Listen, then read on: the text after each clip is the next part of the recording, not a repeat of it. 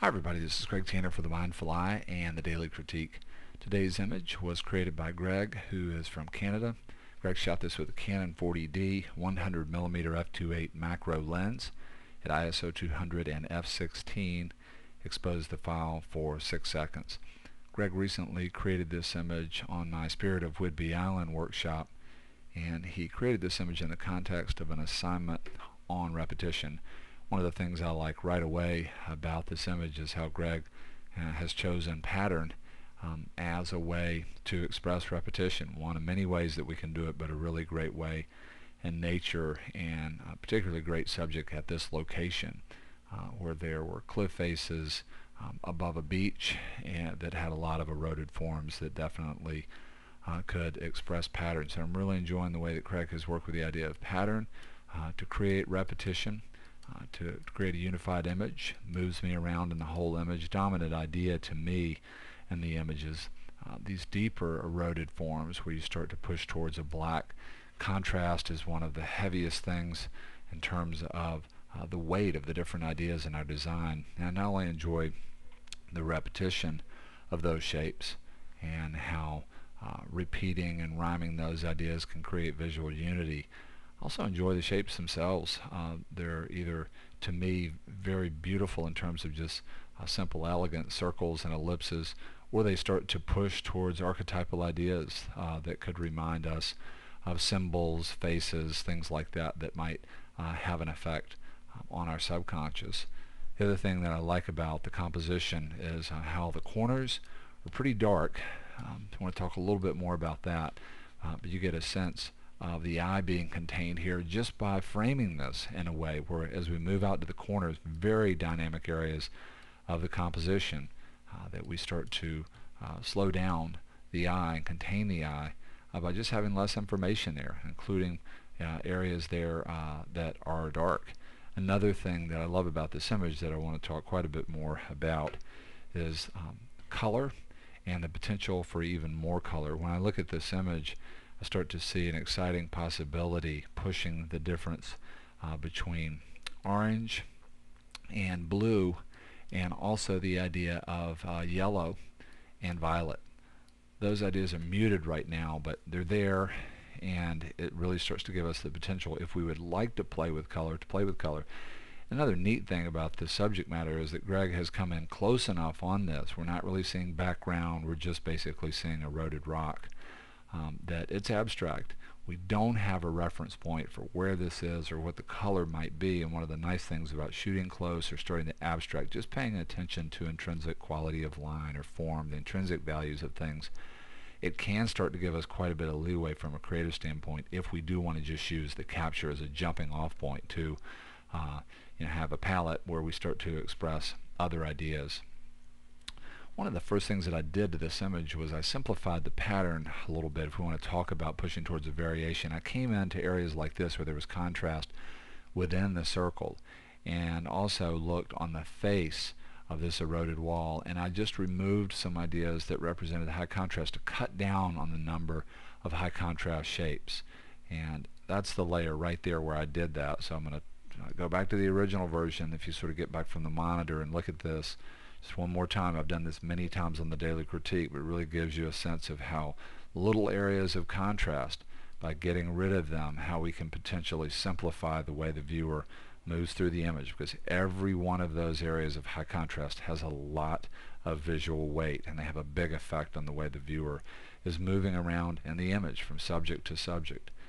After doing that, the next thing that I did was I came in and I really pushed color quite a bit.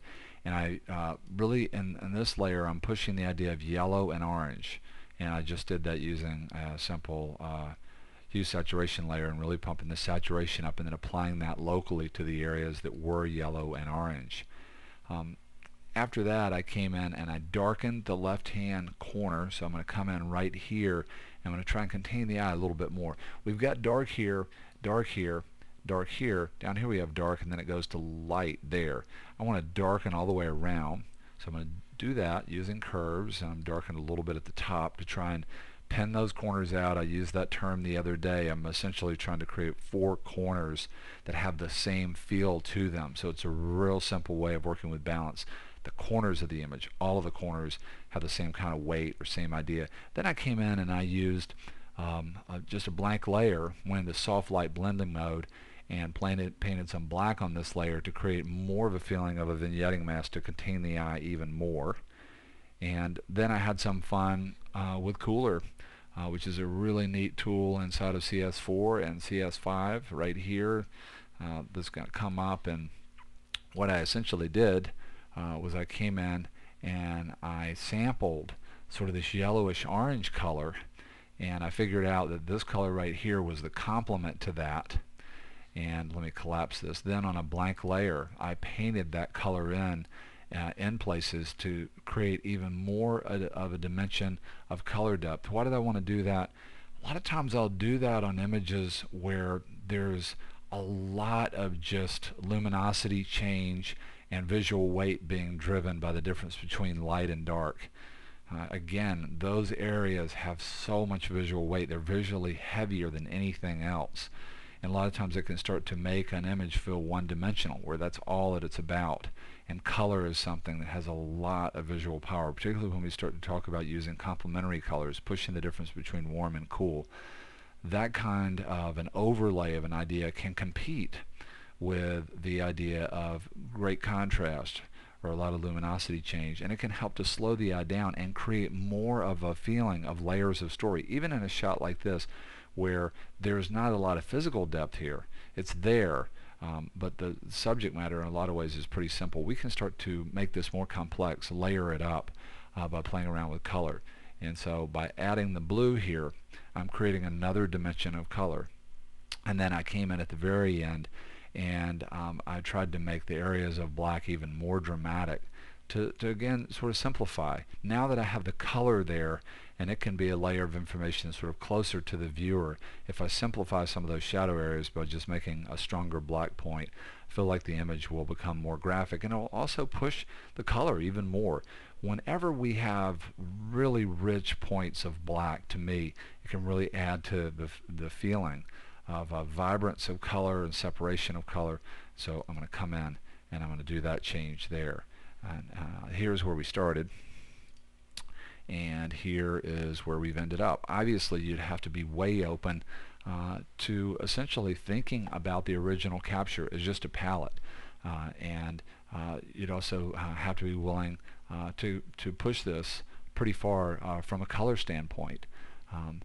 One of the big takeaways to me from the video today is how we can use color, vibrant color, to create another layer of story that can give an image that may be otherwise not as dimensional as it might be because of contrast. We can use color as a way to create another element in the image that slows the eye down and gives even a flat fill image more depth. I'd love to hear your feedback about the video today. I want to say a huge thank you to Greg and all the people who participated in our Spirit of Whidbey Island workshop, and hope to see you again real soon on the Daily Critique.